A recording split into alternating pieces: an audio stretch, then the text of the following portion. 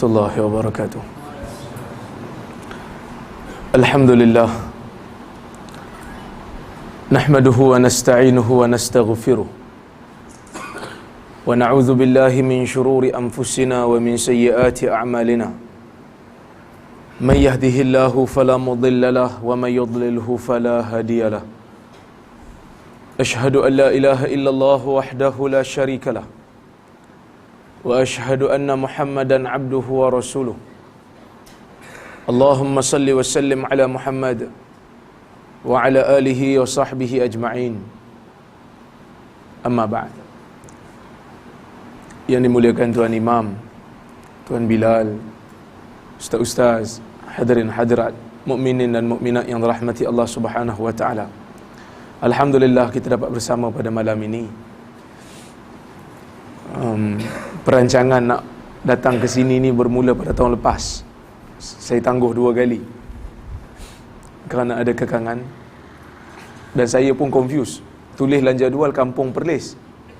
Perlis ke Penang? Kat Penang tapi Kampung Perlis, dia mesti ada sejarah tu kan. Baik. Tuan-tuan yang dirahmati Allah Subhanahu wa taala, insya-Allah jika diberikan rezeki umur oleh Allah Azza wa Jalla kepada kita, kita akan menempuh 1 bulan yang sangat ditunggu-tunggu oleh jiwa-jiwa orang yang beriman, iaitu Syahrul Ramadan, bulan Ramadan. Menjadi sunnatullah. Allah Subhanahu wa taala menjadikan bagi setiap sesuatu itu ada kelebihan berbanding yang lain. Di dalam banyak-banyak bumi, Allah memilih Makkah dan Madinah afdal daripada bumi-bumi yang lain. Dalam banyak-banyak Nabi dan Rasul, Allah memilih Nabi Muhammad sebagai Nabi yang afdal berbanding Nabi-Nabi yang lain. Dalam seminggu 7 hari, Allah Ta'ala menjadikan hari Jumaat sebagai penghulu yang menjadi hari raya bagi setiap orang-orang Islam. Dalam setiap hari 24 jam, Allah Subhanahu wa taala menjadikan sepertiga malam yang terakhir sebagai tempat ataupun sebagai waktu yang sangat afdal berbanding jam-jam yang lain. Maka begitu juga bagi setiap tahun, bagi setiap bulan, Allah Subhanahu wa taala menjadikan ataupun memilih 1 bulan yang afdal berbanding bulan-bulan yang lain. Maka apakah kelebihan yang ada di dalam bulan Ramadan sehingga dia ditunggu oleh golongan salafus salih? Tuan-tuan, Allah Subhanahu wa taala sebut di dalam Al-Quran tentang kelebihan bulan Ramadan dengan katanya, Syahrul Ramadan alladhi unzila fihi al-Quran hudan linnas wa bayyinatin minal huda wal furqan. Bulan Ramadan itu diturunkan padanya Al-Quran, hudan linnas, yang mana Al-Quran itu merupakan hidayah untuk manusia, wa bayyinatin minal huda wal furqan, dan Al-Quran itu mengandungi keterangan yang menjelaskan tentang hidayah dan keterangan yang dapat membezakan di antara yang hak dan juga yang batil. Al-Quran merupakan satu mukjizat yang sangat besar yang pernah diberikan oleh Allah kepada Nabi Muhammad sallallahu alaihi wasallam, yang mana mukjizat yang lain tidak akan dapat menandingi mukjizat Al-Quran. Walaupun dulu mungkin kita pernah berfikir, saya masa kecil-kecil dululah, saya fikir, saya kata, macam mana orang kata Quran ni boleh jadi mukjizat terbesar? Nampak mukjizat Nabi Isa boleh hidupkan orang mati tu lebih amazing, kan? Lebih dahsyat lah. Nabi Isa boleh sembuhkan orang yang sopak. Lebih dahsyat. Nabi Musa boleh belah laut. Dahsyat. Lagi hebat. Kita kata lagi ajaib. Tongkat Nabi Musa boleh jadi ular. Nabi Ibrahim dicampakkan ke dalam api, tak terbakar. Hebat, ajaib. Macam mana pula boleh kata Quran ni mukjizat yang paling agung? Mukjizat yang paling besar. Masa tu saya tak faham. Tapi takut nak tanya. Sebab nanti ustaz marah. Sebab zaman dulu ni satu hala je. Siapa banyak bertanya, lemahlah imannya. Kan? Sehingga kemudian daripada itu barulah saya faham kenapa Al-Quran dikatakan sebagai mukjizat yang teragung. Mukjizat yang teragung itu apabila dia kekal, terpelihara sampai kiamat. Allah Subhanahu wa taala sebut, inna nahnu nazzalna dzikra wa inna lahu lahafizun. Kami turunkan Al-Quran dan kamilah yang akan pelihara Al-Quran itu. Maksudnya Al-Quran yang diturunkan kepada Nabi,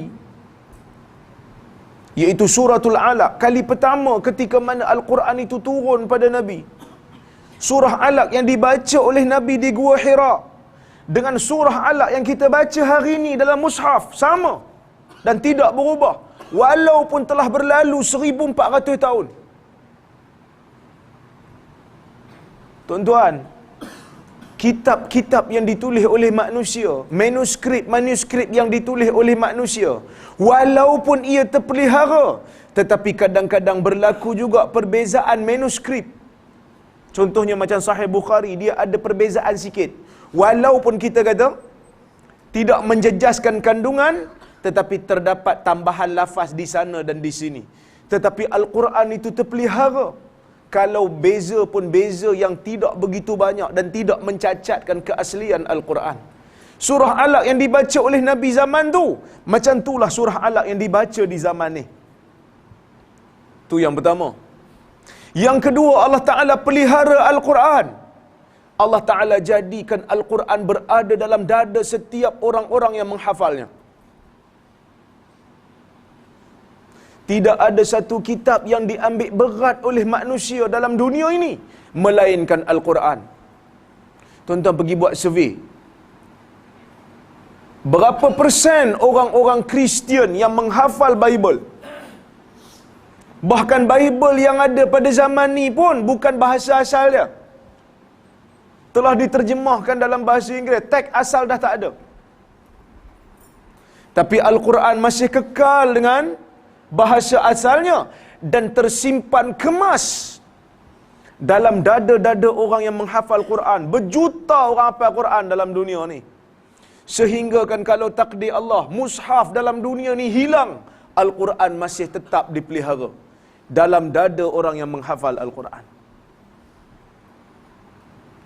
Mukjizat Al-Quran juga yang dikatakan sebagai mukjizat yang terbesar, bila mana Al-Quran ini, walaupun kita datang ataupun kita lahir ataupun kita beriman setelah Nabi wafat. Nabi dah wafat dah. Kita tak pernah tengok muka Nabi.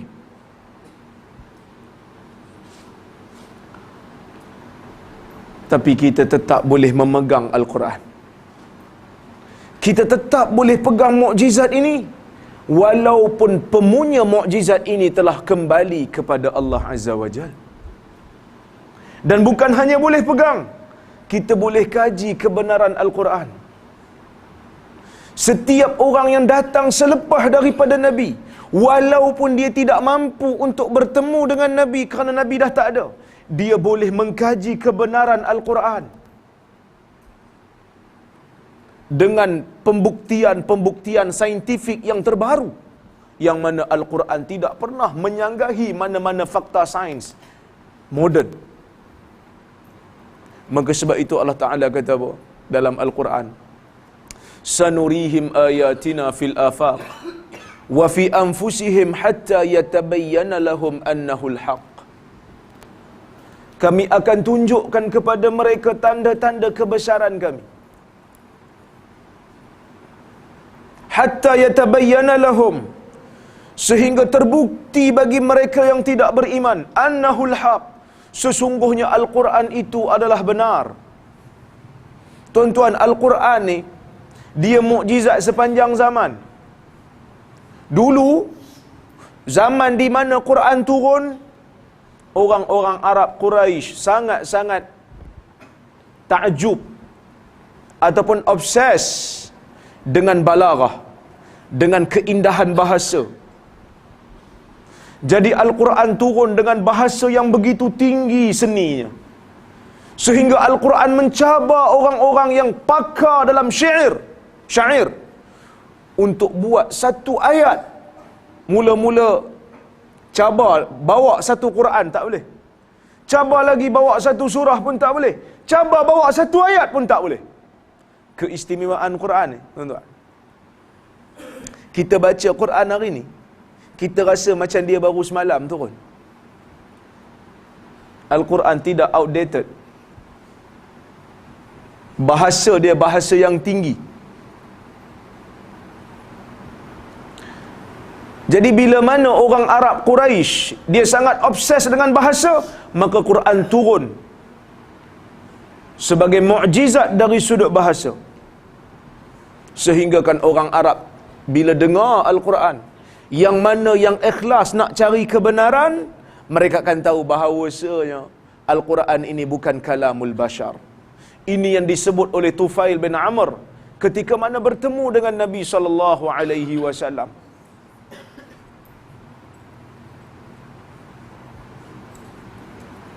Walaupun orang cuba sekat, jangan dengar daripada Muhammad, dia tu tukang sihir, siapa dengar akan terpesona. Tapi manusia ni macam tu lah. Sebahagian daripada manusia ni lagi dilarang, lagi dia nak dengar. Kan? Letak envelope atas meja, tak letak apa-apa, tak ada orang nak buka. Tapi kalau letak envelope, tulis atas tu, jangan buka. Memang gatal nak buka. Ada sebahagian manusia, bila dilarang, dia akan dengar. Tufail bin Amr dilarang, Ad-Dusi.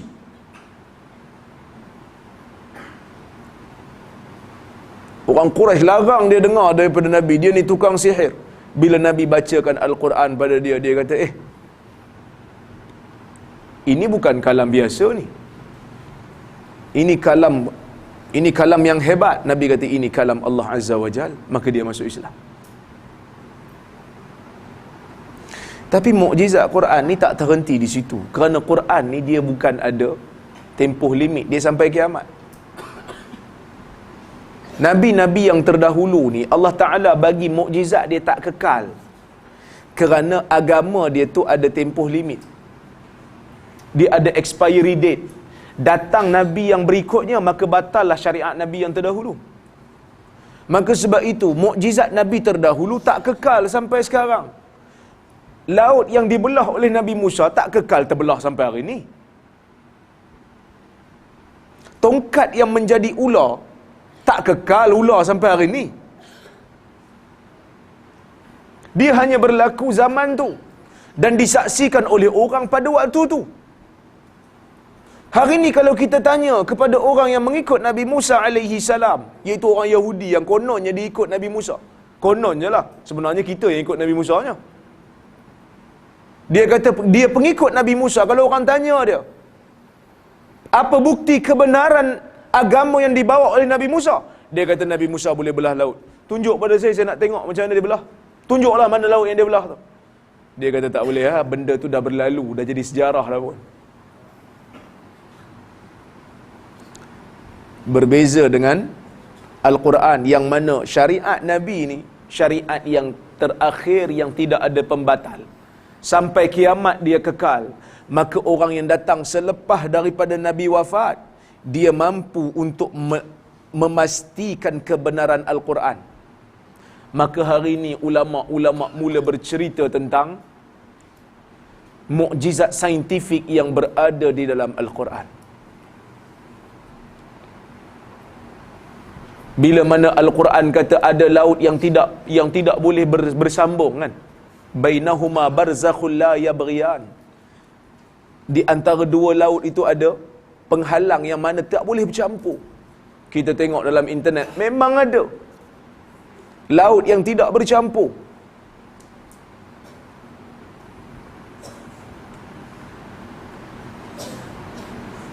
Al-Quran bercerita tentang proses kejadian janin. Sangat detail dan sama macam mana yang dibuktikan oleh sains moden.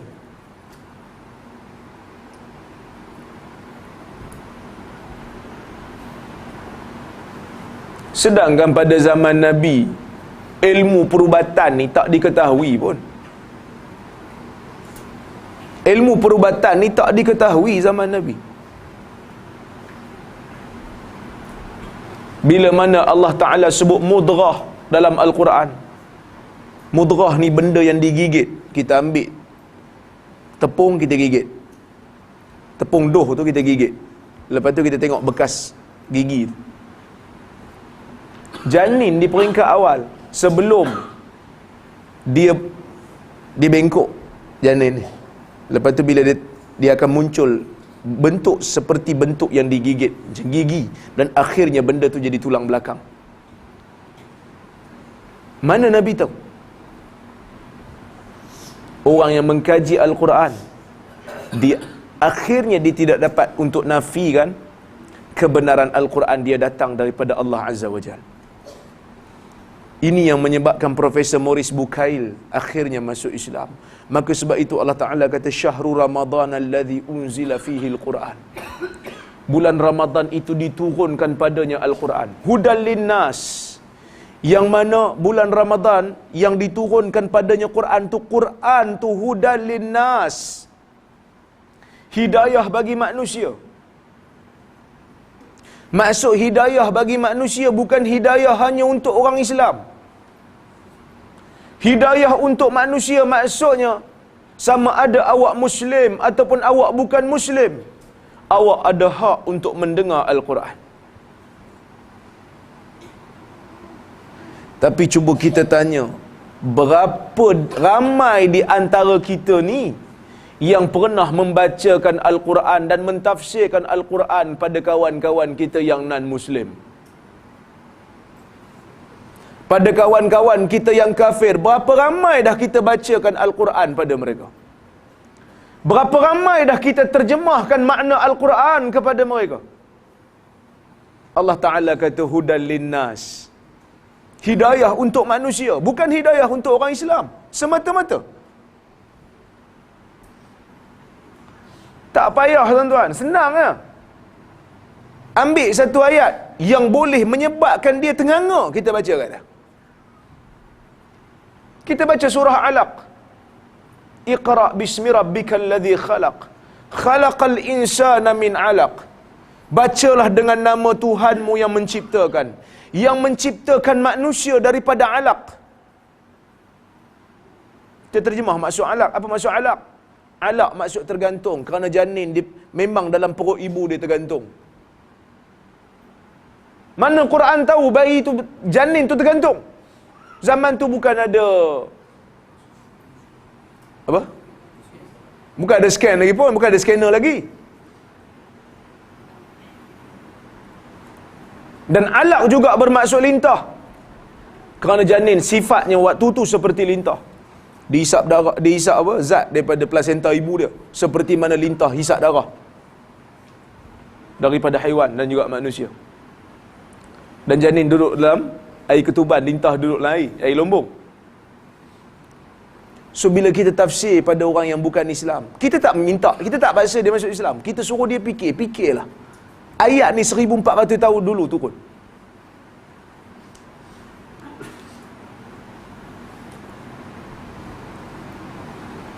Hidayah untuk manusia.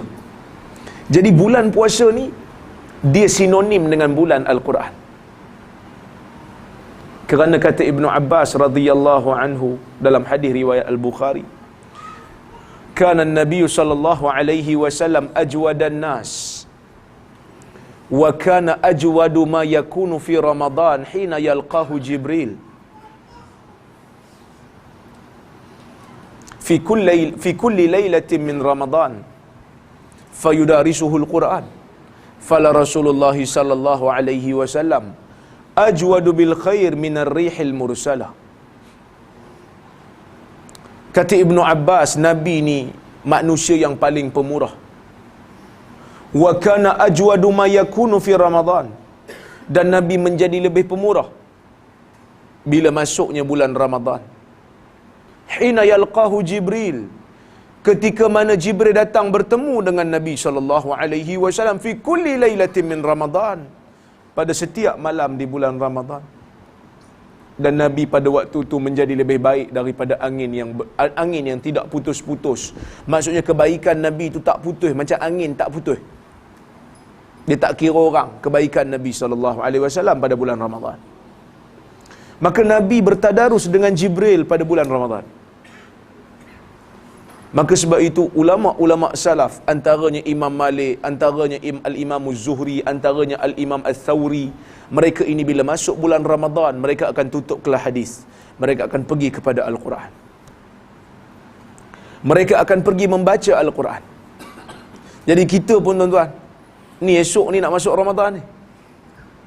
Bermula pada esok ni, hari inilah kita niat, paling tidak saya nak khatam sekali bulan Ramadan. Khatam Quran. Tuan-tuan, bila lah khatam Quran? Sebelum sunat. Lepas tu tak khatam dah. Paling tidak orang Islam, dia kena khatam sekali bulan Ramadan tu paling malah. Kena azam dalam diri ni, aku kena khatam ni bulan Ramadan. Ramadan ada 30 hari. Satu hari satu juzuk. Agak tak boleh. Kita kena azam. Kalau tak buat pun tak apa, pahala ada. Kalau buat tuan-tuan, insya-Allah pahala berganda. Kerana Allah Ta'ala sebut dalam hadis qudsi, Allah Ta'ala, man hamma bihasanatin falam ya'malha katabahallahu lahu 'indahu hasanatan kamilah. Siapa yang niat nak buat satu benda baik, rancang nak buat satu benda baik, tak jadi buat, Allah Ta'ala tulis satu kebaikan. Wa man hamma bihasanatin fa'amilaha katabahallahu 'indahu al-hasanata bi'ashri amsalha ila 700 dhi'fin ila adha'afin katsira. Kalau siapa niat dan rancang nak buat satu benda baik, buat sungguh, Allah Ta'ala tulis 10 kali ganda ke 700 kali ganda, mungkin lebih lagi. Jadi bulan Ramadan aku nak khatam. Macam mana cara nak khatam? Satu hari satu juzuk. Dan saya tak heran kot kat sini ada tadaruh kot. Cuma tadaruh tu orang tu je lah. Setiap tahun imam tengok muka Bilal, Bilal tengok muka Siak. Kita 3 orang je lah kata tadarus ni. Macam tu lah, selagi ada umur, dia kata. Dia kata malu ustaz nak baca depan orang ni, merangkak. Tuan-tuan dengar hadis ni. Nabi kata, man qara al-Quran wa huwa mahirun bihi ma'as safaratil kiramil bararah. Sesiapa yang membaca Al-Quran dan dia mahir dengan Quran, Allah Ta'ala akan masukkan dia ke dalam syurga. Ma'as safaratil kiramil bararah. Akan masuk ke dalam syurga bersama-sama dengan malaikat yang mulia, yang hebat-hebat. Tetapi sesiapa yang membaca Al-Quran dalam keadaan wayata' fi, dalam keadaan dia tu merangkak-rangkak, falahu ajran, bagi dia ada 2 pahala. Orang yang merangkak baca Quran ni pun dapat pahala juga. Pahala dia baca dan pahala dia merangkak. Tak tengok senang nak merangkak. Susah nak merangkak. Tapi dia tetap baca, Allah Ta'ala tetap berikan ganjaran. Bahkan Nabi kata dalam hadis riwayat Tirmizi, Nabi kata, man qara'a harfan min kitabillah falahu hasanah wal hasanatu bi 10 amsalha. Sesiapa yang membaca Al-Quran akan dapat satu kebaikan, dan kebaikan tu akan diganda 10. Fa inni la aqulu alif lam mim harf walakinnal alif harf wal lam harf wal mim harf. Aku tak kata alif lam mim itu satu huruf, tapi alif itu satu huruf, lam itu satu huruf, mim itu satu huruf. Maksud kalau kita baca alif lam mim 30 pahala confirm dapat. Kalau ikhlas lillahi taala. Ini cara nak bagi khatam ni mudah. Satu juzuk ada 9 ke 10 helai. 20 muka kan? 9 helai kan? 10 helai kan? Kita kira helai, kalau kira muka 20 lah. Kita bahagi 5 untuk 5 waktu solat. Lepas subuh kita baca 2 helai. 4 muka. Lepas zuhur baca 4 muka. Banyak? Tak banyak. Sikit lah. InsyaAllah 30 hari bulan Ramadan kita khatam Quran. Untuk kali yang kedua selepas daripada bersunat dulu. Dia masalahnya kita ni bila kita malas, bukan kita malas, sorry, kita tak malas. Kita malu. Nak baca Quran depan orang tu malu. Tuan-tuan, Quran ni tak payah malu. Saya cerita sikit pengalaman diri ya. Taklah saya kata saya pandai baca Quran. Tapi maksud saya dah baca Quran depan Syekh Arab. Saya sekolah agama 5 tahun. Sekolah agama dengan Quran ni kira sinonim. Kena hafal Quran, surah Saf confirm hafal, surah Jumu'ah kena hafal, surah Sejadah pun kena hafal, surah Insan kena hafal. Sekolah agama. So kita dengan Quran tu biasa lah. Kena tasmi' tu biasa dengan ustaz-ustaz. Tapi bila pergi Jordan untuk buat degree, kena baca depan orang Arab. Oi, banyak salah. Salah bukan tang tajwid, salah tang makhraj. Nak sebut huruf dha macam mana, nak sebut huruf zal macam mana, nak sebut huruf ghin macam mana. Semua tu dilatih depan orang Arab. Orang Arab dengar kita baca. Rupanya Arab, Al-Quran yang kita baca tak berapa nak Arab. Mamak lebih.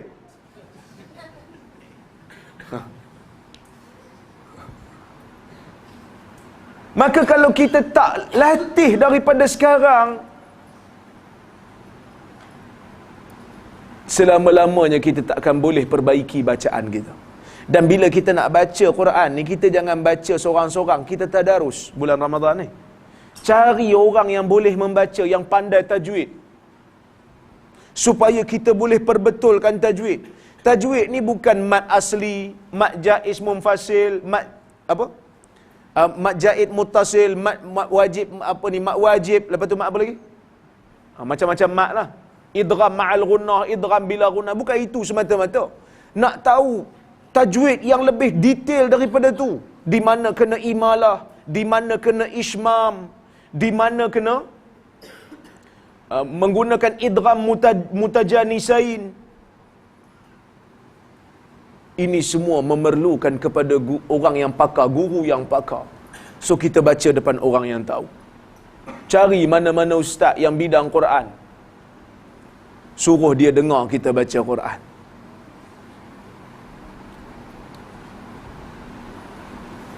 Kita kena baca Quran, tuan-tuan. Dan kita kena minta daripada Allah dengan bacaan Quran itu pahala. Kerana hari ini ada orang baca Quran tapi dia tak minta pada Allah, dia minta dengan manusia. Hadis riwayat Ahmad menyebut, Iqra'ul Quran was'alullaha bihi qabla an ya'tiya qaumun yaqra'una al-Quran wa yas'aluna an-nas. Baca Quran dan minta daripada Allah Al-Quran ni. Minta daripada Allah pahala Quran.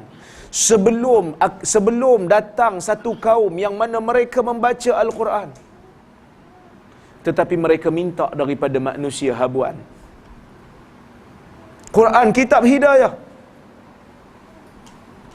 Tak ada satu kitab pun dalam dunia ni orang boleh claim tidak ada keraguan padanya melainkan Al-Quran. Allah Ta'ala kata apa? Zalikal kitabu la raiba fi. Itulah kitab yang tidak ada keraguan pada dia. Kita tulis buku, berani nak sebut tidak ada keraguan pada dia? Tak berani. Allah Ta'ala jamin dah tidak ada keraguan padanya. Bukan hanya kitab hidayah, dalam Al-Quran juga ada kisah-kisah yang boleh dijadikan sebagai motivasi untuk anak-anak kita. Anak-anak kita ni dia perlu superhero. Manusia dia perlu hero.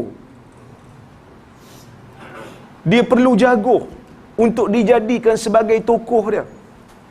Maka Al-Quran cerita tentang kisah-kisah Nabi Ibrahim alaihi salam, kisah Nabi Musa alaihi salam, kisah Luqman Al-Hakim. Ada kisah Maryam, ada kisah Asiyah, supaya kita boleh jadikan sebagai penceritaan kepada golongan-golongan muda yang ada kemahiran buat animasi, buat kartun, khusus untuk cerita yang ada dalam Al-Quran.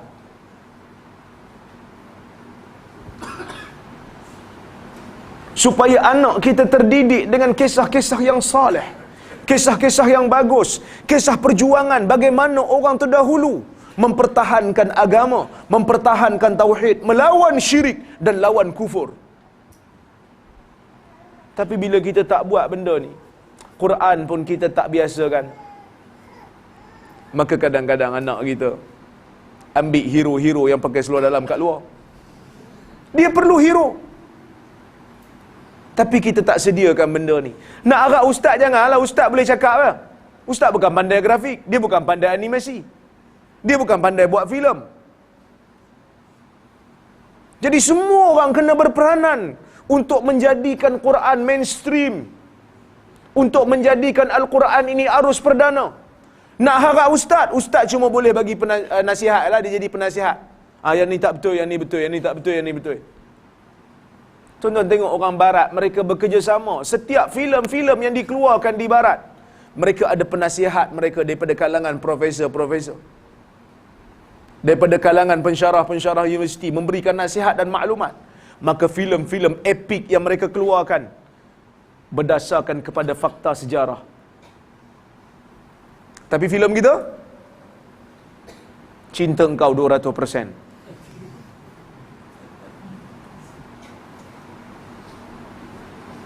Tak ada kualiti punya cerita.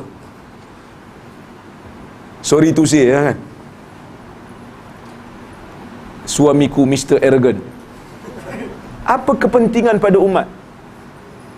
Tidak membangunkan umat. Kita mahu filem yang memberikan tauladan kepada masyarakat. Dan dalam Al-Quran juga ada cerita-cerita yang boleh dijadikan motivasi kepada pendakwah. Kita kadang-kadang buat kerja dakwah ni macam tu lah. Adalah tentangan, kan? Adalah cabaran. Bila kita baca Al-Quran, kita akan dapat motivasi. Kalau Nabi kena macam ni lagi teruk, takkan aku nak give up. Aku patut kena lagi kuat lah. Kita baca kisah Nabi Ibrahim alaihi salam, bagaimana dia dicampak dalam api, kan? Bagaimana Nabi Ibrahim dicampak dalam api. Dia bukan campak saja, sebelum dicampak tu dibuang pakaian semua. Semua pakaian dibuang, bogel, kata orang Perak, boleh campak Nabi. Nabi tak buat salah apa. Bukan dia ajak orang jadi teroris, bukan dia ajak orang jahat, dia ajak orang sembah Tuhan.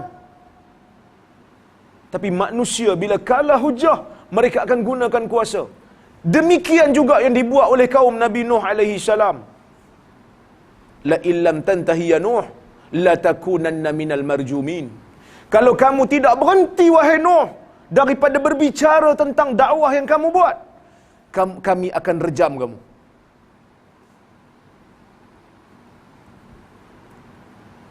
Dan hari ini pun macam itulah. Kadang-kadang kita bagi hujah daripada kalam para ulama, tapi mereka gunakan kuasa untuk sekat. Mereka gunakan duit yang ada untuk sebarkan poster, untuk keluar buku. Sebenarnya tak perlu pun, tapi oleh kerana kita yang tulis buku tu punya bersungguh nak lawan. Tapi sedihlah juga, kan? Tapi bila kita baca dalam Quran, benda ni biasa lah. Kita akan ignore saja, kerana Nabi dulu kena teruk dah. Belumlah lagi kita sujud dekat masjid, orang baling tahi atas kepala, belum lagi dah. Nabi Muhammad dah kena dah. Sedangkan dia Al-Amin. So bila kita baca, kita akan rasa rilis. Dan selain daripada bulan Al-Quran, Ramadan juga Allah Ta'ala muliakan dengan satu ibadah yang sangat istimewa, yang menjadi rukun ketiga bagi umat Islam. Rukun Islam yang ketiga bagi umat Islam, iaitulah as-siyam, iaitulah puasa. Puasa ni apa tuan-tuan? Puasa ni al-imsak, ataupun imsakun nafs minal mufattirat min tulu'il fajr ila ghurubi syams ma'an niyah. Menahan diri daripada lapar, daripada perkara yang membatalkan puasa, berserta dengan niat bermula daripada terbitnya fajar sehingga terbenamnya matahari. Tu puasa. Yang mana puasa ni Allah Ta'ala berikan keistimewaan yang tak ada pada ibadat yang lain. Walaupun ibadat paling besar dalam Islam selepas daripada syahadah adalah salat, tapi ada kelebihan yang Allah Ta'ala beri pada puasa yang tak ada pada salat. Apa dia?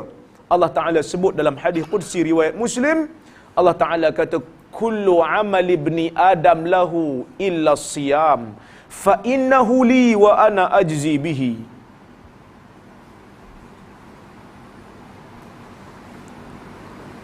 Wasiyamu junnah. Allah Ta'ala kata, setiap amalan anak Adam itu adalah untuk dirinya, illa siyam, kecuali puasa. Fa innahu li, kerana puasa itu adalah untuk aku. Wa ana ajzi bih, dan akulah yang akan memberikan ganjaran kepada orang yang berpuasa. Maka ulama bincang, kenapa Allah Ta'ala sandarkan puasa tu pada zat dia? Kenapa Allah Ta'ala kata puasa tu untuk dia? Kerana ada yang kata, kerana puasa itu memerlukan kesabaran. Kena sabar. Walaupun makanan semua dah terhidang depan mata, selagi mana belum azan maghrib, maka selagi itu dia tunggu. Dia tak ada kata, alah 2 minit je, cincai lah. Dia tak kata, dia tunggu. Bahkan dia bukan tengok jam. Dia, zaman dulu lah, zaman saya dulu, selagi muazzin tak azan, walaupun jam dah masuk, dia tak yakin nak makan. Dia dengar azan dulu. Tiba-tiba muazzin pula sakit perut, lambat. Dia kata 5 minit dah ni. Pasal apa muazzin tak azan ni? Pasal apa Bilal tak azan ni? Kan, suara yang paling sedap bulan puasa ni suara Bilal lah. Waktu maghrib. Masa tu baru orang tunggu. Sebelum ni orang tak peduli pun.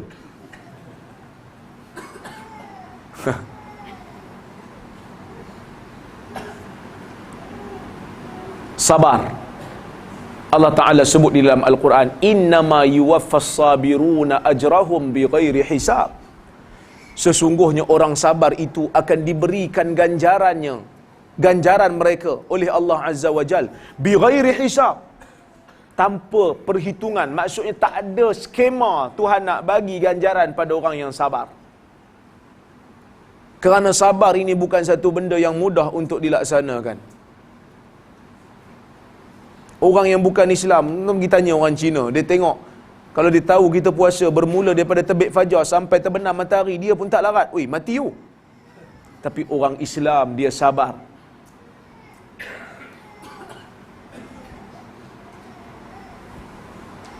Ada orang kita pergi umrah bulan puasa. Pergi umrah bulan puasa. Tuan-tuan, bulan puasa ni kalau kita pergi musafir ke negara barat, barat pada kita lah kalau kita pergi umrah, maksudnya kita akan kejar matahari kan? Betul? Matahari naik pada timur. So kita nak ke barat, kita kejar matahari lah. Katalah kita terbang pukul 5 petang. Masa tu 2 jam lagi nak buka puasa, 2 jam setengah. Turun dekat Mekah pukul apa? 2 petang. Dia puasa? Ha? Dia boleh puasa, dia boleh buka, dia musafir, tapi dia kata saya nak puasa juga. Ada. Saya pernah jumpa satu orang. Patutnya dia buka lah kan. Saya tak kira saya nak puasa ke, sebab malas nak ganti. Sampai kat Mekah 2 petang. Tunggu lagi 5 jam. Dia sabar. Tunggu waktu berbuka puasa. Yang kedua, kata para ulama, Allah Ta'ala memberikan keistimewaan kepada puasa ini kerana puasa ni satu ibadat yang la mathila laha. La mathila lah. Sebab tu Nabi sebut dalam hadis riwayat An-Nasa'i, Nabi sebut kepada Abu Umamah, Nabi kata, alaika bisawm fa innahu la mislalah. Kamu kena banyak berpuasa kerana puasa ni tidak ada yang sama dengan dia. Satu ibadat yang tak ada yang sama dengan dia. Macam mana tak ada sama, Ustaz? Kerana biasanya ibadat ni, bila Allah Ta'ala minta daripada kita, dia minta kita buat. Solat tu ada sujudnya, ada rukuknya, ada tasyahud yang perlu dibaca. Haji juga ada tawaf, ada sa'i. Tapi puasa ni Allah Ta'ala minta kita jangan buat. Apa yang kita perlu buat waktu kita puasa? Allah Ta'ala tak minta kita buat apa? Allah Ta'ala kata jangan buat benda yang membatalkan puasa. Tu yang Allah Ta'ala minta, jangan buat perkara yang membatalkan puasa. Tuan-tuan cari dalam apa? Dalam agama Islam ni, hukum ataupun ibadah yang sama dengan puasa. Tak ada.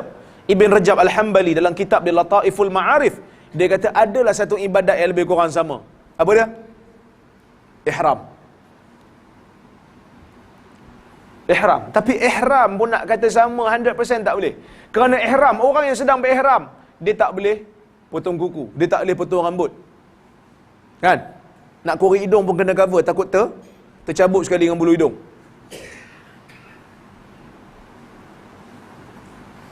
Tapi ada benda juga orang ihram kena buat.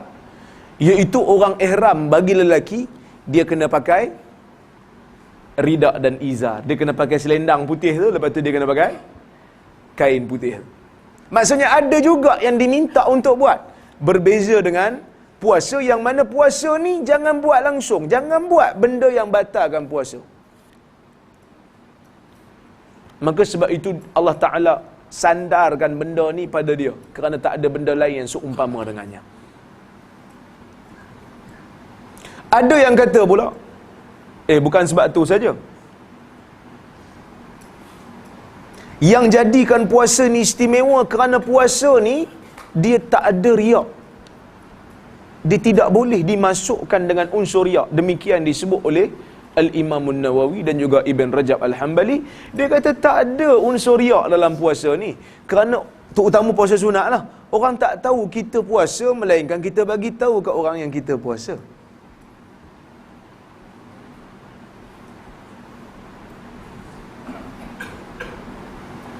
Takkan kita nak bagi tahu kat semua orang kita puasa, siap buat pengumuman pula dekat mikrofon jabatan, saya puasa hari ni, kan? Kita tak mampu untuk bagi tahu. Dia berbeza dengan salat, yang mana salat, waktu orang salat, orang tahu kita salat, kan? Lalu aja bos terus salat, nak tunjuk kita soleh, boleh nak naik pangkat cepat. Kalau puasa orang tak tahu, melainkan kita bagi tahu. Maka sebab itu Allah Ta'ala kata fa innahu li wa ana ajzi bih. Puasa ni untuk aku dan akulah yang akan memberikan ganjaran kepada orang yang berpuasa. Ini satu orang kata apa? Hadis ni sebenarnya satu benda yang besar, satu ganjaran yang sangat besar. Tuan-tuan biasa tengok orang dapat pingat datuk ke, Tan Sri ke, biasa tengok. Tak pun usah datuk Tan Sri lah, dapat pingat PJK, kan? Pingat jasa kebaktian. Ini biasa ketua kampung lah dapat. Dah 15 tahun jadi pengurusi JKKK, tahun tu dapatlah pingat. Bila nak dapat pingat ni, siapa nak bagi? Tuan-tuan orang Pening tak ada sultan. Ke ada? Tak ada kan? Saya orang Perak, saya ada sultan. Orang Perak ni kena pergi istana Perak. Dia, kalau Penang ni dia ada yang di Pertua Negeri kan, wakil pada yang di Tuan Agong. Lebih kurang lah tu protokol macam sultan lah. Tapi kalau istana Perak macam tu lah, kena masuk istana Perak, istana Iskandariah di Kuala Kangsar. Nak pergi ambil pingat tu, nak kena pakai songkok hitam, baju Melayu hitam, seluar baju Melayu pun hitam, sampin hitam, kasut hitam. Orang pun tak berapa nak putih, hitam juga. Jadi kita pergi ambil pingat. Kita pergi ambil pingat. Jadi masa ambil pingat tu, siapa bagi? Sultan. Sultan bagi. Jadi bila Sultan bagi, Sultan pun pakaikan pingat tu kat sini kan. Adalah protokol dia. Nak kena angkat sembah apa semua, pakai. Masa pakai tu kita tak perasan orang duk ambil gambar. Memang khas dia ambil gambar. Betul-betul tengok masa Sultan tengah bagi pingat, dia snap gambar. Turun daripada pentas. Dia kata ni nombor. Nombor pula ni. Dia kata nanti ada kaunter gambar kat sana. Tengoklah kalau berkenan boleh minta, boleh tempah. So kita akan siapkan frame. So kita pun pergilah kat kaunter belakang. Tengok gambar, handsome juga gambar aku ni. Berapa ni?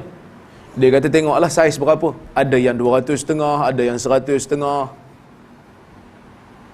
Beli. Semua saiz saya beli.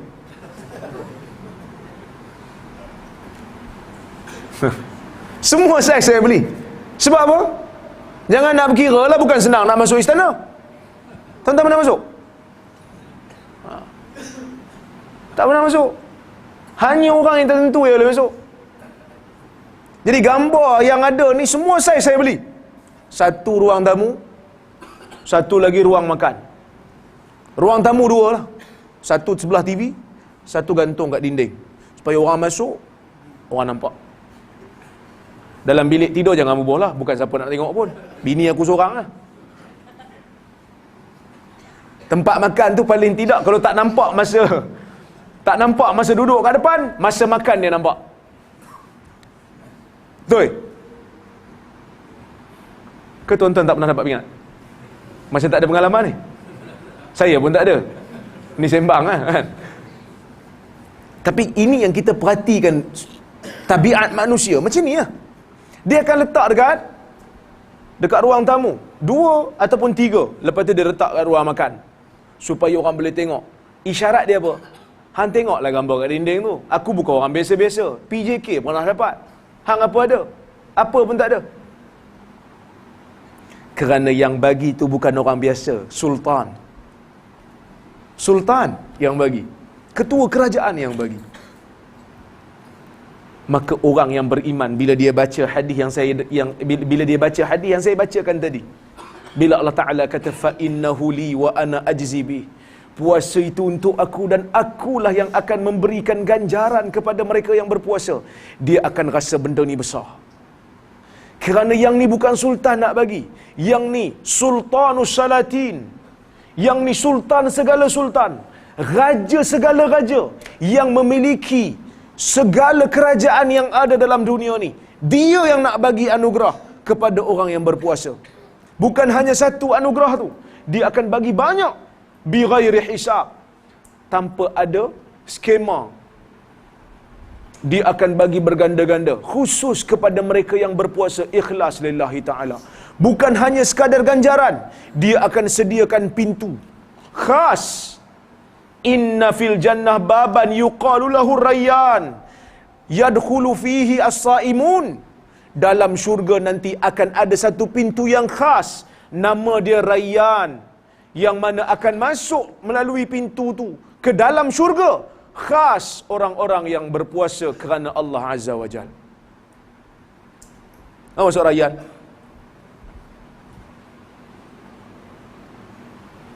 Maksud Rayyan apa maksud? Kita buat nama anak kita Rayyan, tapi dia tak buat Rayyan sekarang ni, dia buat Rayyan.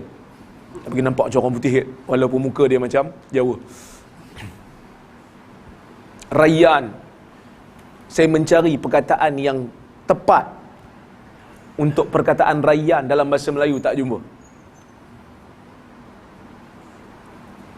Dia kalau kita kenyang, kita lapar, kita makan, lepas makan tu kita kenyang. So kenyang tu adalah hasil lepas makan. Kalau kita dahaga, orang Penang kata lapak ayak, kita dahaga, kita minum, lepas minum tu apa hasil? Kan puas tu banyak benda puas kan. Ini khas untuk minum. Rasa puas lepas minum tu rasa puas. Apa perkataan saya tak jumpa. Setakat ni tak jumpa lagi. Tak ada perkataan tu. Itu maksud rayyan. Atau bila orang Arab panggil kita makan, kita tak, saya kenyang, syaba'an, saya kenyang.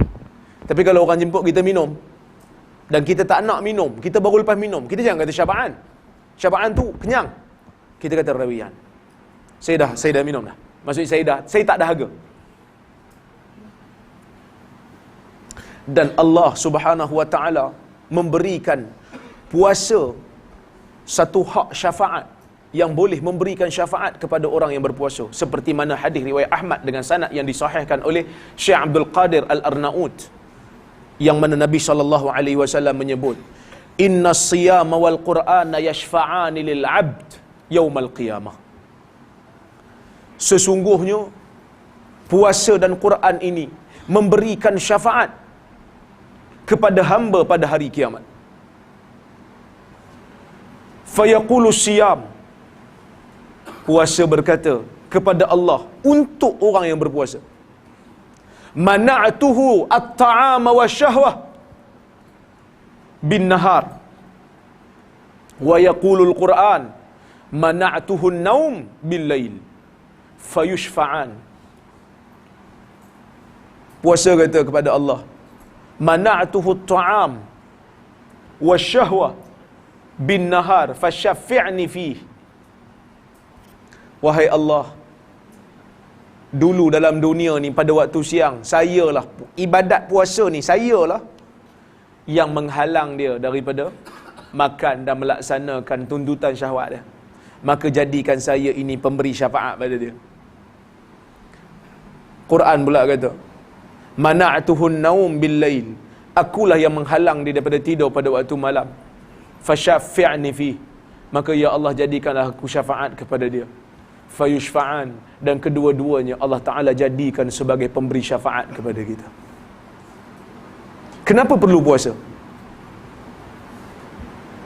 Kenapa perlu puasa? Kerana puasa ni kita nak latih diri untuk kawal emosi. Nabi sebut dalam hadis tadi saya baca awal tadi, dia ada sambungan. Nabi kata wasiyamu junnah, puasa itu perisai. Fa in kana yaumu siyami ahadikum fala yarfath wala yafsuq wala yaskhab fa in sabahu ahadun aw qatalahu falyaqul inni imru'un sha'im fa walladhi nafsi bi yadihi la khalufu fami sha'im atyabu 'inda Allah min rihil misk. Hadis riwayat Muslim. Nabi kata puasa itu perisai. Bila mana hari salah seorang daripada kamu berpuasa, fa in sabahu ahadun aw qatalah, tiba-tiba kalau ada orang pergi maki dia, orang ajak dia bergaduh, falyaqul inni imru'un sha'im, katakan saya sedang berpuasa. Dan waktu dia puasa, fala yarfath, jangan dia mencarut, wala yafsuq, jangan dia bercakap benda yang dosa, wala yaskhab, jangan dia menjerit-jerit. Kenapa? Kerana Nabi tahu orang yang sedang berpuasa, mood dia memang tak baik. Orang yang sedang dahaga, sedang lapar, dia akan cepat marah. Dia akan cepat naik darah. Maka Nabi kata kawal. 1 bulan ni kita kena puasa. 1 bulan ni kita kena berlapar dan dahaga pada waktu siang. Bukan waktu malam. Kalau puasa waktu malam senang sikit. Matahari tak ada. Kan? Siang tu yang panas dia suruh puasa. Maksudnya lapar. Tiba-tiba ada orang maki hamun kita. Agak-agak temper tak? Ui, memang rasa nak lempang lah. Waktu puasa ni, kan? Usah kata orang maki hamun kita. Kita nak buat maksiat pun tak larat. Nak karak pun tak larat. Tiba-tiba orang ajak kuliah pula, kuliah duha. Dah lah puasa, minum tak boleh. Orang maki hamun kita, memang tempoh lah. Nabi kata, fala yarfas. Jangan kamu mencarut, jangan keluarkan perkataan keji. Dia suruh kawal. Kerana nanti bila 11 bulan yang lain, orang maki hamun kita dalam keadaan kita tak lapar dan tak dahaga, lebih mudah untuk kita kawal emosi. Lebih mudah untuk kita kawal emosi kita. Cumanya puasa ni itulah kita kena kawal yang tu. Dia puasa ni dia, ada orang dia salah faham maksud puasa. Puasa ni maksud kawal nafsu, bukan bela nafsu. Tahu? Dia ada beza kawal nafsu dengan bela nafsu. Kawal nafsu maksud dia kita kawal lah. So waktu malam tu kita makan macam makan malam biasa lah. Tapi ada orang dia bela nafsu. Bela tahu macam mana? Sebelum waktu maghrib dia kata kat nafsu, sabar, belum masuk lagi. Bila sampai dekat bazar Ramadan, dia beli tu, dia beli ni, ayam golek, ayam panggang, ayam percik, sate ayam, semua ayam dia beli. Penuh meja. Maka bila masuk aja apa ni maghrib, dia hentam semua. Maka bulan puasa sepatutnya bulan untuk menguruskan badan, tetapi badan dia tidak terurus, bahkan makin gemuk.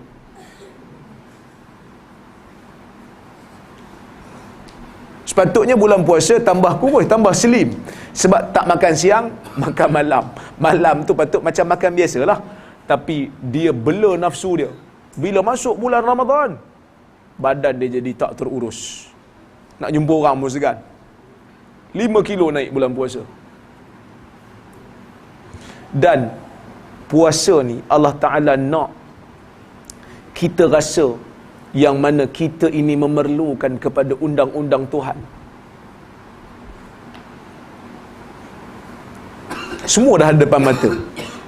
Duit, dengan duit kita beli makanan. Tapi selagi mana Tuhan tak izin untuk maghrib masuk, maka kita tunggu.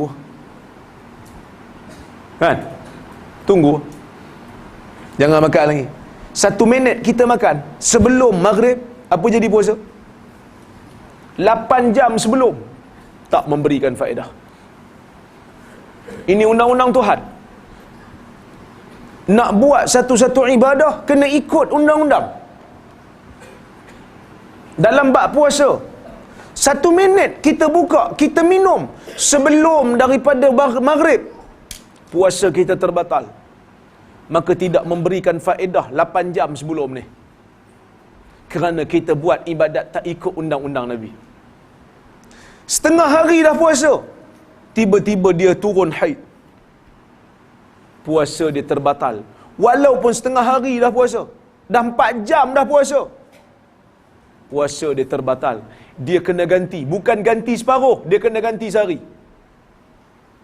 Dia tak boleh kata, hari tu masa turun tu setengah hari, so kira bayar setengah je lah, setengah yang tak sahnya. No, kena bayar 1 hari, kena bayar puasa penuh. Allah memberikan isyarat tu pada kita. Kita memerlukan undang-undang Tuhan ketika mana kita beribadah. Sama juga dalam ibadat yang lain, kena ikut undang-undang. Ibadat ni bukan boleh main hentam kromo, asal baik apa salahnya. No. Tuan-tuan biasa dengar hadis, Nabi sebut dalam hadis riwayat Al-Bukhari dan Muslim daripada Abu Hurairah, Nabi kata, la taqaddamu Sya'ban bisawmi yaumain aw yaum. Jangan kamu dahulukan bulan Sya'ban dengan puasa 2 hari ataupun sehari. Kecuali kalau memang dia dah puasa pada bulan Sya'ban sebelum-sebelum tu. Tapi kalau dia memang tak puasa sebelum-sebelum tu, dan bukan puasa nazar dan bukan juga puasa qada, Nabi tak bagi kita puasa sehari dan 2 hari sebelum Sya'ban, sebelum Ramadan, pada bulan Sya'ban. Adakah Nabi ni larang orang ibadat? So kita baca hadis ni, Nabi larang, maksudnya kalau puasa juga makruh, tak dapat pahala. Kita memang tak puasa bulan Sya'ban, tiba-tiba 2 hari sebelum, bukan puasa qada pun, puasa biasa saja puasa, makruh. Kalau puasa apa jadi? Tak dapat pahala. Nabi larang. Cuba tanya, Nabi nak halang orang ibadat ke? Ish, takkanlah puasa tak bagus kot.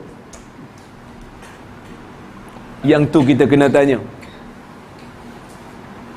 Kerana Nabi nak bila kita ibadat, kita ikut undang-undang. Al-ittiba', ikut cara Nabi. Saddidu, Nabi kata. Bila nak ibadat, saddidu, jadikan amalan kamu ni tepat seperti mana yang Nabi tunjuk. Wa qaribu, dan kalau kita tak boleh nak jadikan kualiti yang kita buat sama macam kualiti Nabi, paling tidak bagi dekat-dekat, nak bagi hampir sama. Memang kita tak boleh lah kualiti solat kita mana nak sama dengan kualiti solat Nabi. Paling tidak kita buat waqaribu, kita cuba bagi yang terbaik. Tapi dari sudut zahir, undang-undang, rukun, waktu, kaifiat, kita ikut cara Nabi. Saddidu, bagi tepat. Dan kita kena tanyalah, amalan kita sehari-hari ni ikut undang-undang ke tak? Kita buat amalan kita hari-hari ni, kita ikut undang-undang ke tak?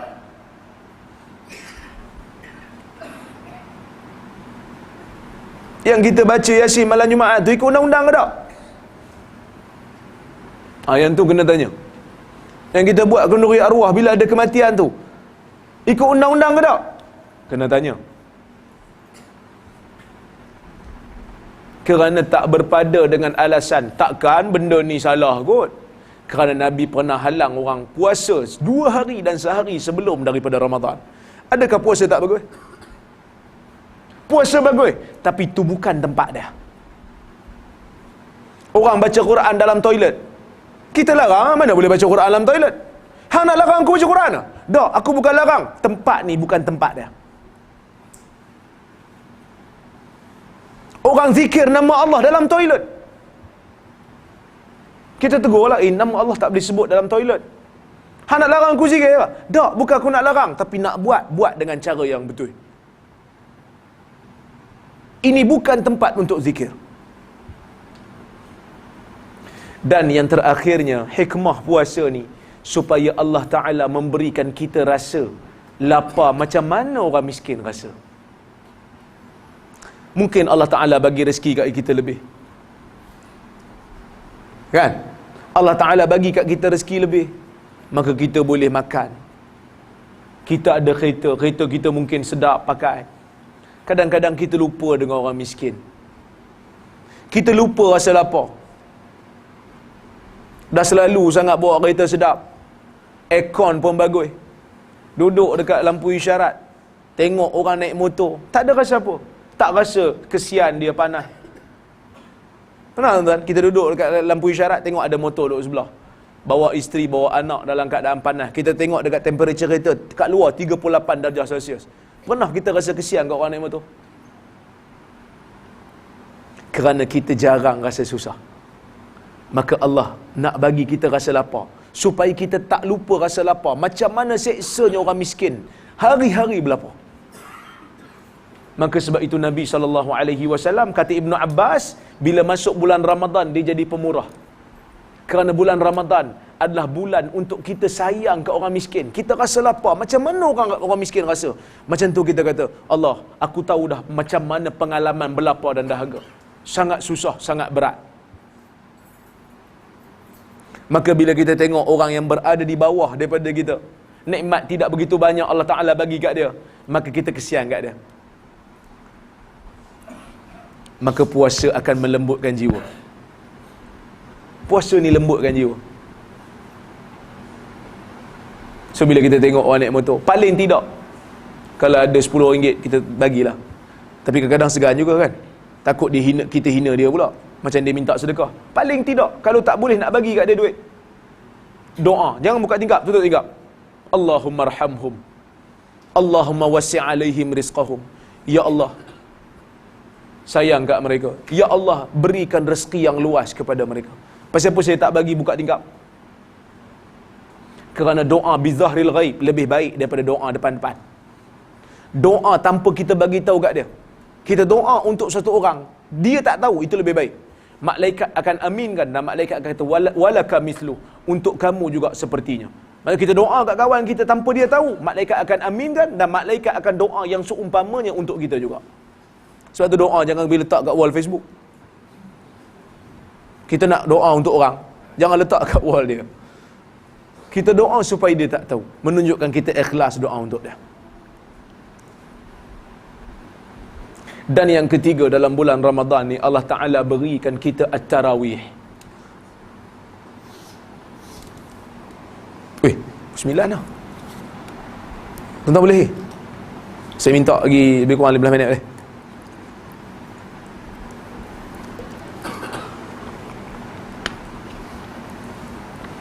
Allah Ta'ala bagi kita tarawih. Tapi biasalah, masuk bulan puasa ni rutin orang Melayu gaduh 8 ke 20. Pening berapa? Tak buat langsung. Itu legend lah kalau tak buat langsung. Dia tak payah gaduh benda ni.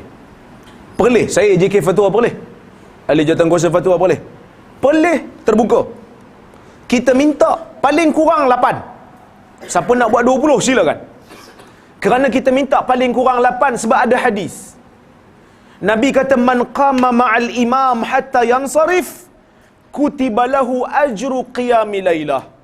Sesiapa yang salat bersama dengan imam sehingga imam selesai, maka akan Allah Ta'ala akan tulis untuk dia pahala seperti mana dia mendirikan satu malam. So kalau imam tu buat 8, kita buat 8 sebelah 3 rakaat witir. Imam bangun, kita tak bangun dulu, kita akan dapat pahala satu malam.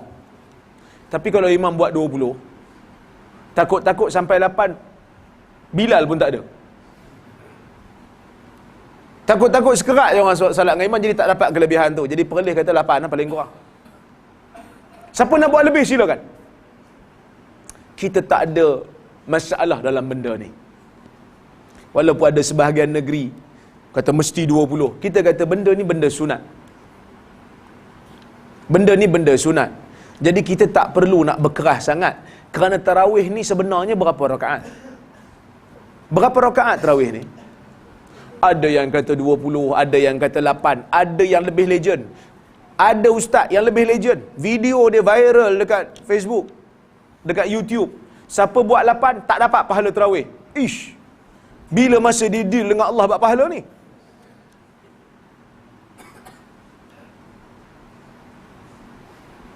Alasan dia, tarawih diambil daripada perkataan tarwihah. Tarwihah 1 kali rehat, tarwihatan 2 kali rehat, tarawih 3 kali dan lebih kali rehat. Maksudnya 3 ke atas baru dipanggil tarawih. Kalau 2 kali rehat baru tarwihatan. Jadi orang dulu ni nak rehat, tarwihah tu masuk rehat. Rehat bila? Lepas 4 rakaat solat, rehat. Baru 1 tarwihah. Buat 8, 4 kali rakaat, 4 kali lagi tarwihatan, baru 2 kali rehat. Sedangkan tarawih ni 3 kali dan ke atas. Maka sebab tu kena buat 20 baru dapat pahala tarawih. Kita kata janganlah buat macam tu. Nampak sangat kita ni tak membaca. Perkataan tarawih tu datang kemudian. Nabi tak panggil tarawih, Nabi panggil man qama ramadhana imanan wa ihtisaba ghufira lahu ma taqaddama min zambih. Sesiapa yang menghidupkan malam Ramadan dengan keimanan dan mengharapkan pahala, akan diampunkan dosa yang telah lalu. Maksudnya tarawih ni pada zaman Nabi digelar sebagai qiyam Ramadan, qiyamul lail. So solat tarawih dengan qiyamul lail hari biasa sebenarnya tak ada beza. Dia solat malam. Cuma beza dia, kita buat lepas isyak berjemaah di masjid. Itu lah. Jadi berapa rakaat solat qiyamul lail? Nabi sebut dalam hadis, salatul lail masna masna. Salat malam itu 2 rakaat, 2 rakaat. Tidak ada had. Tak ada had. Cuma orang tanya Aisyah dalam hadis Bukhari, berapa Nabi solat tarawih macam kaifa kanat salatun Nabi sallallahu alaihi wasallam fi Ramadan? Macam mana Nabi solat pada waktu malam di bulan Ramadan? Macam mana qiyam Nabi bulan Ramadan? Sahabat tanya pada Aisyah. Aisyah kata, kana Nabi sallallahu alaihi wasallam la yazidu ala 11 rak'atan. La yazidu fi Ramadan wala fi ghairi Ramadan. Ala 11 rak'atan. صلى 4 لا تسأل عن حسنهن وطولهن ثم صلى 4 لا تسأل عن حسنهن وطولهن ثم صلى 3. Aisyah kata Nabi SAW dalam bulan Ramadan ke di luar Ramadan ke, Aisyah kata tak ada beza. Solat malam Nabi di dalam bulan Ramadan, di luar bulan Ramadan tidak pernah lebih daripada 11 rakaat. Nabi salat 4 rakaat, 2 rakaat. Jangan kamu tanya tentang panjang dan kualitinya. Dan Nabi salat lagi 4 rakaat, 2. Jangan kamu tanya tentang panjang dan kualitinya. Kemudian Nabi salat 3 rakaat. Menunjukkan solat Nabi adalah 8 rakaat, tapi 8 rakaat Nabi itu panjang. Kalau solat 8 rakaat tak dapat pahala tarawih, nak kata ke apa kat Nabi? Takkan Nabi tak dapat pahala tarawih? Ni siapa Nabi ni?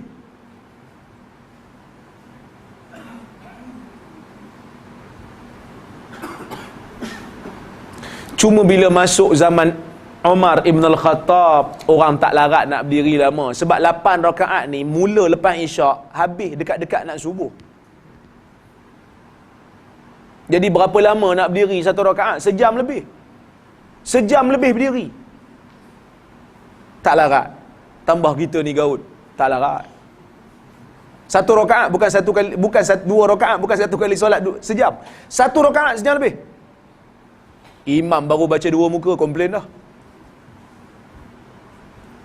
Kan? 2 muka kira 15 minit ke 20 minit 1 rakaat. Ini sejam. Tak larat.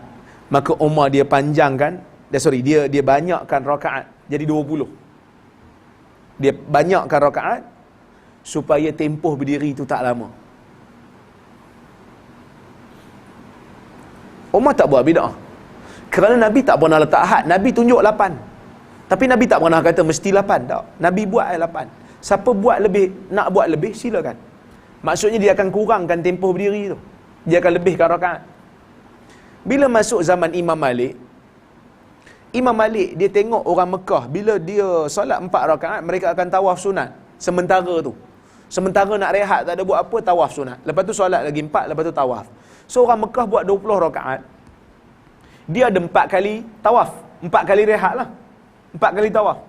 Imam Malik duduk Madinah, dia tak ada tempat nak tawaf. Jadi dia kata kita gantilah. Tempat yang orang Mekah tawaf tu kita tambah lagi 4. Sebab kita orang Madinah mana tempat nak tawaf. Jadi 4 kali rehat yang orang Mekah buat diganti dengan 4 rakaat. 4 kali 4, 16. Campur dengan 20, 36. Sebab itu mazhab Malik kata tarawih 36 rakaat. Sebenarnya tak ada had. Itu cadangan yang terbaik, yang afdal. Sebab tu saya katakan, kita tak usah gaduh. Ada orang nak buat 8, silakan. Ada orang nak buat 20, silakan. Orang tu dia kerja shift malam hari tu. Dia kerja kilang shift malam. Minggu tu dia kata macam ni miss lah solat tarawih. Dah tak miss. Masuk shift malam, boleh buat 2 rakaat ke 4 rakaat. Cukup dah. Dapat pahala tarawih. Cuma tak dapat lah macam orang solat 8 dengan 20. Pahala lain lah. Tapi jangan tinggal lah. Dapat 2 pun cukup. Daripada tak ada kan lebih bagus. Dan tarawih Nabi tuan-tuan simple lah. Bacaan Quran tu bagi panjang. Dia tak ada jerit-jerit dalam masjid ni. Dia tak ada selawat antara tarawih yang jerit-jerit ni, tak ada. Dia solat 4 rakaat tu 2-2, lepas tu dia rehat, dia zikir. Dia zikir seorang-seorang. Saya sebut ni supaya saya nak kita tahu, selawat antara tarawih tu tak ada zaman Nabi. Ustaz larang orang selawat ke Ustaz? Tak. Saya tak larang. Siapa nak selawat, sila selawat lah. Tapi selawat jangan duk menjerit. Ada orang masbuk dalam masjid. Dalam masjid bukan boleh angkat suara tinggi-tinggi untuk zikir. Setiap orang ada dia punya cara zikir dia masing-masing. Saya tak mau selawat, saya nak tasbih. Silakan. Kita kena tahu benda ni sebab dulu ni ada orang anggap selawat ni sebahagian daripada tarawih. Sebab siap buat buku panduan ni. Bilal kena baca tu. Lepas solat, dia akan baca fadlam minallahi wa ni'mah. Dia silap baca. Patutnya rakaat tu subhanal malikil ma'bud. Orang pun tegur, salah.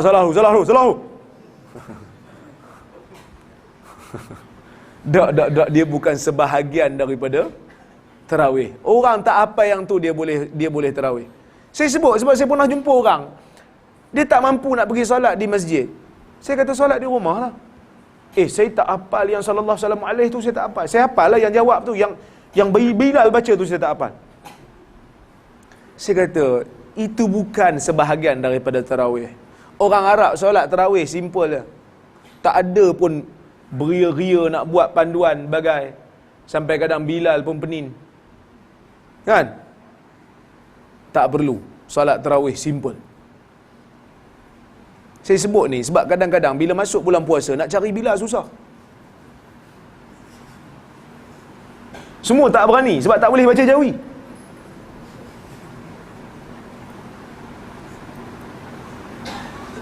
Maka tahun ni kita try buat. Jangan selawat kuat-kuat. Boleh? Boleh ha?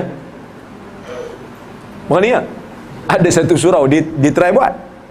Lepas tu orang bising. Dia try buat sehari, orang bising. Tak ready, patah balik. Kita ni suka ubah. Saya sebut dah dulu. Tapi saya nak sebut kat sini. Ini pertama kali saya datang. Dan mungkin kali terakhir juga. Ada orang dia tak puas hati kata, jangan panggil lah Rozami mari sini. Penin kami. Melayu ni suka ubah. Benda yang Islam suruh, dia pergi ubah kepada benda lain. Hari raya Islam suruh seronok, kita ubah jadi sedih. Pasang lagu raya sedih, drama hari raya sedih, pergi pula kubur. Patut orang suruh seronok, dia sedih, dia pakat nangis lah. Dia punya takbir pun sedih.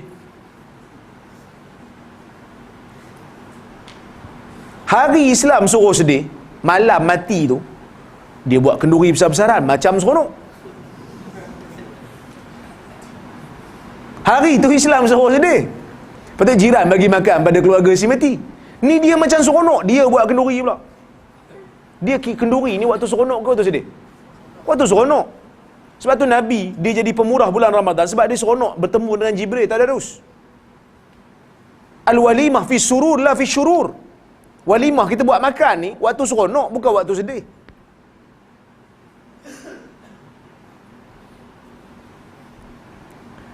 Ada benda yang Islam suruh kita buat berjemaah, tapi kita buat seorang-seorang.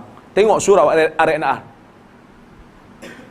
Surau RNR kan semua orang nak solat jemaah. Ni solat situ kat ujung tu, yang ni solat kat ujung. Ada seorang dia pergi solat betul-betul tepi dinding. Sebab dia takut orang masuk belakang dia. Bahkan kalau ada yang tersilap dia solat tengah-tengah orang masuk belakang dia, dia tunjuk macam ni. Tak mau menerima penumpang. Dia tak mau jadi imam. Tapi benda yang Islam suruh seorang-seorang, yang tu dia buat jemaah. Zikir ni seorang-seorang, suara rendah. Masa itulah dia pun nak berjemaah ramai-ramai dengan menjerit Allah kan? Apa benda yang disebut pun dia tak faham. Maka kita suka ubah benda yang Islam buat. Islam suruh macam ni, kita pergi ubah benda lain. Maka sebab tu saya kata tadi, undang-undang Allah Azza wa Jal kita kena tengok.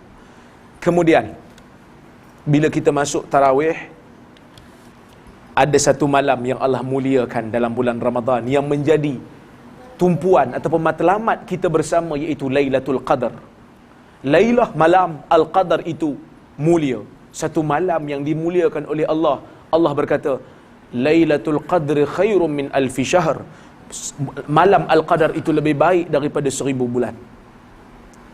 Bila masuk bulan Ramadan, Nabi kata taharruha fil ashril awakhir min Ramadan. Carilah malam Al-Qadar itu pada 10 malam terakhir di bulan Ramadan. 10 malam terakhir. Bermula daripada 21 sampailah 30. Cari. Perlu ke cari? Cari ni bukan cari dengan tengok tanda.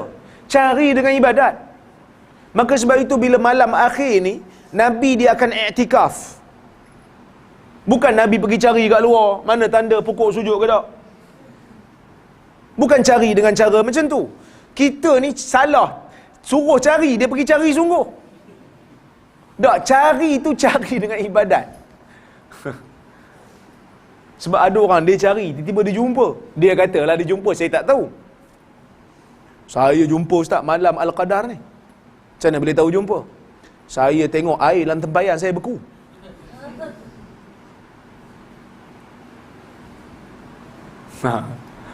Jadi saya kata kalau air tempayan beku, lepas tu buat apa? Lepas tu saya minum lah air tu.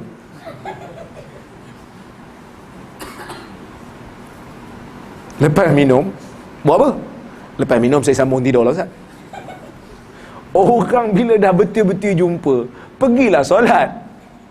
Malam Al-Qadar ni mulia bukan kerana malam tu saja, dia menghidupkan malam tu dengan solat. Tapi saya nak katalah kat dia, tapi tak gamak ah. Saya nak kata, beku tu mungkin bukan kot malam Al-Qadar, mungkin katak bertelur dalam tu. Tapi tak gamak sebab dia kata dia minum. Jadi saya nak kata juga tanda malam Al-Qadar ni tidak ada yang sahih pun walaupun satu. Satu pun tak ada yang sahih tentang tanda. Ada riwayat, ada yang kata malam tu tak sejuk sangat, tak panas sangat, malam yang tenang, bintang pun tak keluar. Tapi semua riwayat itu semuanya daif. Kerana dari sudut logik pun tak kena. Macam mana nak kata tak sejuk sangat, tak panas sangat kalau dia duduk kat Eskimo? Eskimo sejuk lah. Dia kata, baca hadis, tanda malam Al-Qadar tak sejuk, tak panas sangat. Ni sejuk ni. Tak adalah malam Al-Qadar tahun ni. Tak ada. Sebab tu hadis tu, bila kata tak sahih, saya lega lah, memang tak sahih semua. Tapi ada satu yang sahih. Satu yang tanda yang sahih. Dia tak ada kaitan lah dengan tak sejuk sangat. Iaitu, dua. Satu tu, dalam hadis disebut, bila sahabat jumpa malam Al-Qadar, sahabat kata, bulan malam tu, dia macam mangkuk. Masa bulan macam mangkuk? Bulan sabit sebab dah hujung kan. Itu bukan tanda sebenarnya. Sebab tu saya kata satu. Sebenarnya yang ni bukan tanda. Sahabat kata aku tengok bulan macam mangkuk. Macam apa? Dia melengkung. Jadi sebab itu bukan tanda. Sebab memang dah akhir bulan dah, memanglah bulan akan jadi melengkung. Bulan akan jadi sabit balik kan, tengah-tengah dia akan mengambang kan. Mula-mula dia akan sabit belah sini, bila dah hujung-hujung dia akan sabit belah sini. Itu bukan tanda lah. Dia ada satu lagi tanda. Ini sahih, yang tadi pun sahih sebenarnya, tapi itu bukan tanda. Yang ni sahih. Apa dia? Nabi kata dalam hadis riwayat Muslim, esok pagi matahari terbit pucat, menunjukkan malam semalam malam Al-Qadar. Tapi itu bukan tanda waktu malam lah. Tu tanda dah esok pagi dah. Kerana Allah nak tengok siapa yang sungguh cari malam tu dan siapa yang tak bersungguh. Kalau bagi tanda malam tu dandan, terus solat. Sedangkan dia malas solat. Sebab tu dia bagi esok lah. So siapa yang tengok pagi tu, tengok matahari terbit pucat, dia tahu lah semalam Al-Qadar. Maka semalam kita dah terlepas kalau bagi orang yang tak nak cari. Tapi kalau pokok sujud, yang ni tak ada. Yang tu memang tak termasuklah hadis. Kita nak pergi masjid, tengok-tengok pokok sujud, yang tu bukan malam Al-Qadar lah. Yang tu mungkin ada orang bertinggit atas pokok tu. Okey. Jadi itulah sedikit yang saya boleh cerita pada tuan-tuan tentang kelebihan Ramadan yang Allah Ta'ala berikan pada kita. Dan kita doakan mudah-mudahan Allah Ta'ala bagi kat kita peluang untuk bertemu dengan malam Al-Qadar. Tapi adakah syarat orang yang beramal malam Al-Qadar ni mesti dia tahu malam tu malam Al-Qadar baru dapat? Tak. Siapa yang konsisten salat tarawih setiap malam, dia akan dapat. Kerana salat tarawih tu pun qiyamul lail juga. So kalau kita salat tarawih setiap malam konsisten, tak punting, kita akan dapat. Kita akan dapat malam Al-Qadar. Tapi malam Al-Qadar ni nak buat apa? Macam saya katalah, ibadah. Salat, baca Quran. Cuma ada satu hadis riwayat Tirmizi yang Aisyah tanya Nabi, apa yang nak dibaca kalau malam Al-Qadar ni? Nabi ajar Aisyah untuk kata, baca doa, Allahumma innaka afu tuhibbul afwa fa'fu anni. Ya Allah, sesungguhnya engkau ni maha pengampun, engkau cintakan keampunan, maka ampunkan aku. Tapi hadis ini, walaupun ulama berbeza pendapat tentang statusnya, tetapi pendapat yang sahih, pendapat yang rajih, yang tepat, tidak sahih. Kerana Abdullah bin Buraidah tidak pernah mendengar daripada perawi yang sebelumnya. Maka sanad dia terputus. Tapi tak boleh ke amal, Ustaz? Boleh. Kerana ini dalam bab fadailul a'mal, kerana ini doa. Jadi kalau kita jumpa malam Al-Qadar, kita boleh doa dengan doa ni. Tak ada masalah kerana maknanya pun bagus. Dan dia tidak ada kaifiat khusus. Tak sebut pun berapa kali. Silakan beramal. Tidak ada masalah. Maka sebab itu kita dalam bulan Ramadan, kita selalu orang dengar orang baca, Allahumma innaka afu tuhibbul afwa fa'fu anni. Cuma ada sebahagian tambah karim. Allahumma innaka afuun karim. Tapi karim itu tidak begitu kuat. Kerana naskah Tirmizi hanya Allahumma innaka afu. Tapi dia doa kan, tak ada masalah. Nak tambah karim pun okey. Kerana kita jangan sandar kepada Nabi secara pasti sudah. Kita kata ini doa. Supaya Allah Ta'ala ampunkan saya, tak apa. Boleh, tak ada masalah. Jadi tuan-tuan, ada soalan? Ya.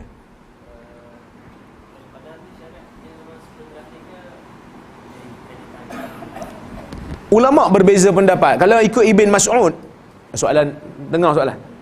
Adakah malam Al-Qadar ni mesti 10 tak akhir? Kalau ikut Ibn Mas'ud, dia kata sepanjang tahun. Kena cari.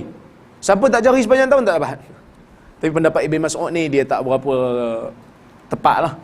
Nabi sebut dalam hadis, taharruha fi ashril awakhir min Ramadan. Cari 10 malam terakhir bulan Ramadan. So 10 malam terakhir lah, dia bukan awal. Tapi kita kena ingat juga, ada orang dia kata, kalau 10 malam terakhir kat, saya cari yang 10 akhir lah. Jadi yang 2 minggu awal tu, 20 hari yang awal tu, saya pergi Qamdar lah. Lailatul Qamdar, bukan Lailatul Qadar. Tak boleh tak? Kerana Nabi kata, man qama ramadhana imana wa ihtisaba ghufira lahu ma taqaddama min dhanbi. Siapa yang menghidupkan malam, tiap-tiap malam Ramadan tu, kerana keimanan nak dapatkan pahala, maka akan dapat pengampunan, diampunkan dosa yang sebelum. Maka kita kalau kita daripada awal kita konsisten solat tarawih, kita akan dapat pengampunan lah. Kita akan dapat pengampunan. Okey? Cuma bila malam Al-Qadar, ada yang kata, ulama' dia carilah. Dia kata ada mazhab yang kata paling kebarangkalian paling kuat 21. Ada mazhab yang kata kebarangkalian paling kuat 27. Berdasarkan riwayat Ubay bin Ka'ab, dia kata 27. Itu paling kebarangkalian. Tapi Ibn Hajar kata dak. 10 malam tak akhir cari ya. Kerana mungkin dia berubah-ubah mengikut tahun. Tahun tu mungkin 21, tahun depannya mungkin 27. Kerana dia berubah. Ada soalan lain? Ya.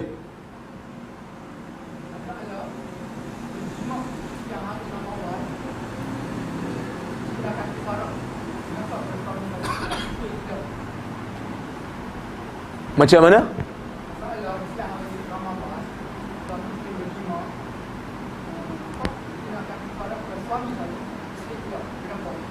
Yang tu ulama' beza pendapat. Ada yang kata dua-dua kena. Ada yang kata dua-dua kena. Tetapi tak adalah yang isteri tu kena puasa berturut-turut tu sebab dia ada haid. Dia tak kenalah puasa berturut-turut. Ada mazhab yang kata isteri tak kena sebab yang bersetubuh ni bukan isteri, suami. Isteri disetubuhi.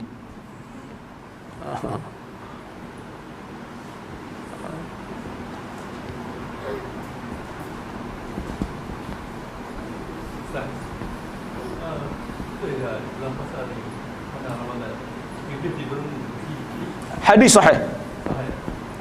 Nabi sebut idza jaa Ramadan futihat abwabul jannah wa ghulliqat abwabun nar wa sufidatish syayatin. Apabila datang bulan Ramadan, dibuka pintu syurga, ditutup pintu neraka dan dibelenggu syaitan. Cuma ulama berbeza pendapat, syaitan yang di mana yang diikat ni? Syaitan mana yang diikat? Ada yang kata semua syaitan. Ada yang kata tak, yang diikat ni bukan semua. Yang diikat ni hanya maradah, yang ganas. Kerana ada riwayat lain sebut wasufidat maradatus syayatin. Yang dibelenggu hanyalah jin yang syaitan yang ganas. Ada yang kata tak, itu hanya simbolik. Maksud dibelenggu tu kerana dia tak mampu nak goda manusia, sebab manusia lapar dan tak syok nak buat dosa. Maka ada 3 pendapat di situ. Maka saya mengatakan sebenarnya yang diikat adalah yang diganas. Yang bersifat ganas. Kerana riwayat hadis itu sahih. Tapi ustaz, kalau yang ganas pun diikat, macam bulan puasa ni macam tak diikat je, tengok ramai orang buat dosa kok. Kan? Kita kata sebab manusia bila dah dilatih untuk menjadi hamba syaitan, maka bila syaitan diikat pun dia masih lagi terbiasa menjadi hamba kepada syaitan. Kesan tu masih ada lah. Wallahu ta'ala alam. Terima kasih banyak. Saya minta maaf kalau saya terkasar bahasa, tersilap kata. Terima kasih atas jemputan. Mudah-mudahan kita berjumpa lagi insya-Allah. Aqulu qawli hadza wa astaghfirullahal azim li wa lakum. Wassalamualaikum warahmatullahi wabarakatuh.